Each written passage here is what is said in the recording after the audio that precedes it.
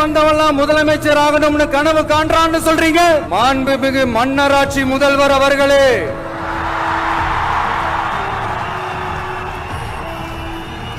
மாண்புமிகு திரு முத்துவேல் கருணாநிதி ஸ்டாலின் அவர்களே,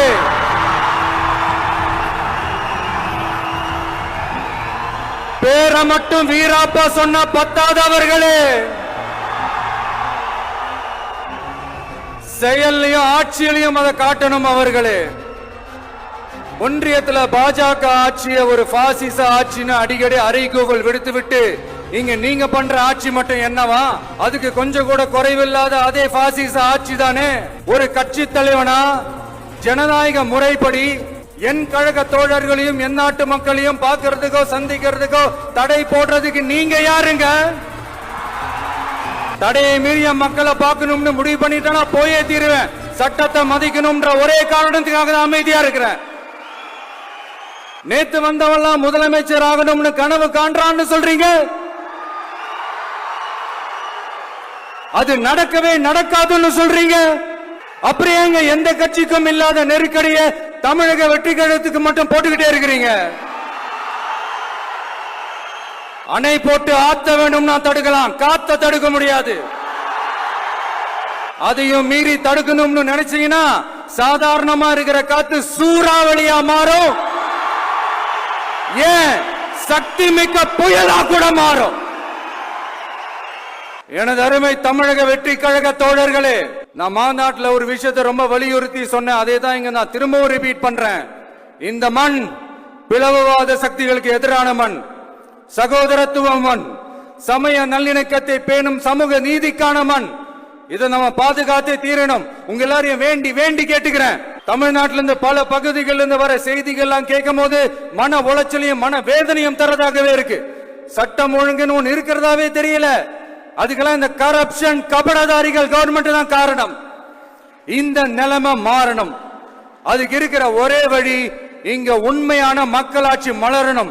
அது வரணும்னா இவங்கள மாத்தணும். அதுக்கு என்ன வழி? அதுக்கு நாம என்ன செய்ய போறோம்? நம்மளுடைய தோழர்கள் டெய்லி மக்களை போய் பாருங்க, அவங்களோட பேசுங்க, ஒவ்வொரு தெருவுக்கும் போங்க, ஒவ்வொரு வீட்டுக்கும் போங்க, அவங்களோட பிரச்சனைகள் என்னன்னு கேளுங்க, அதை தீர்க்கிறதுக்கு என்ன வழின்னு யோசிங்க. அப்பதான் அவங்களுக்கு நம்ம மேல ஒரு நம்பிக்கை வரும். அப்படி ஒரு ஆழமான நம்பிக்கையை விதைச்சிட்டு அதுக்கப்புறமா நிமிந்து பாருங்க.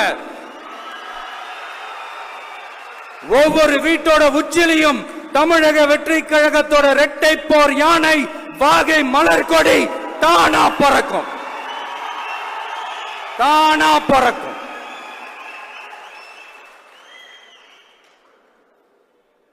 மாண்புமிகு மன்னராட்சி முதல்வர் அவர்களே,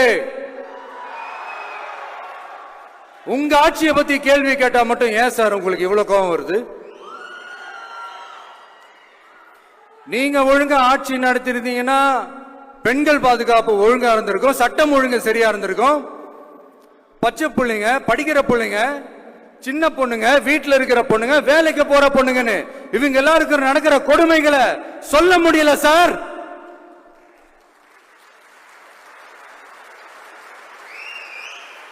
இதுல வேற உங்களை அப்பான்னு வேற கூப்பிடுறாங்கன்னு சொல்றீங்க.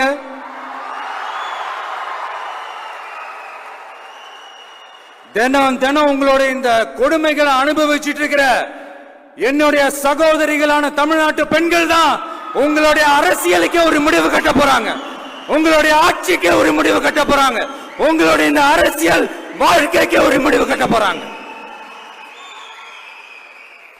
சரி, பெண்களோட லைஃப் தான் இப்படி போராட்டமா இருக்குன்னு பார்த்தா இங்க எத்தனை போராட்டங்கள்?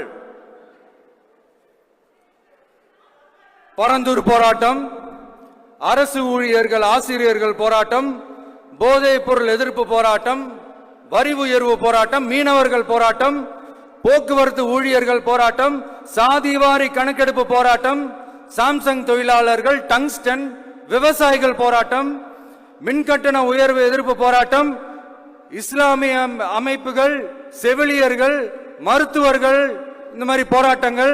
இதெல்லாம் சும்மா சாம்பிள் தான். இது இன்னும் சொல்லிட்டே போலாம், இந்த நாள் பத்தாது. ஆனா இந்த எல்லா போராட்டங்களுக்கும் தமிழக வெற்றி கழகம் கூட நிற்கும்.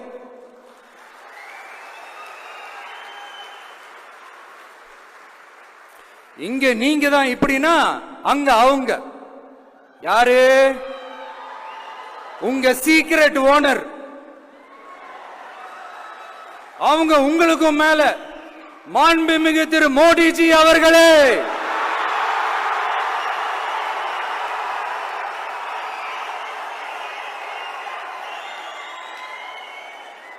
என்னமோ உங்க பேரெல்லாம் சொல்றதுக்கு எங்களுக்கு ஏதோ ஒரு பெரிய பயம் மாதிரியும் அப்படி ஒரு விஷயத்த சொல்லிடுறது. பேரை சொல்லணும், பேரை சொல்லணும், பேரை நான் ஒரு படத்துல சொல்லுவேனே, லியோவை பார்க்கணும், லியோவை பார்க்கணும், லியோவை பார்க்கணும்.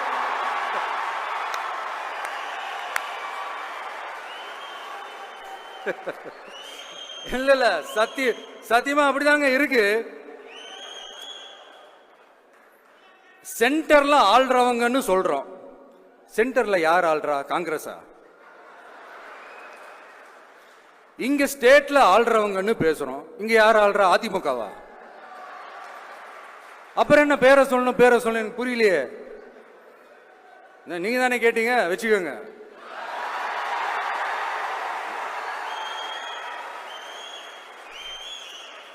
ஓட்டுக்காக காங்கிரஸ் கூட தேர்தல் கூட்டணி, கொள்ளையடிக்கிறதுக்காக உங்களோட, அதாவது பாஜகவோட மறைமுக அரசியல் கூட்டணி,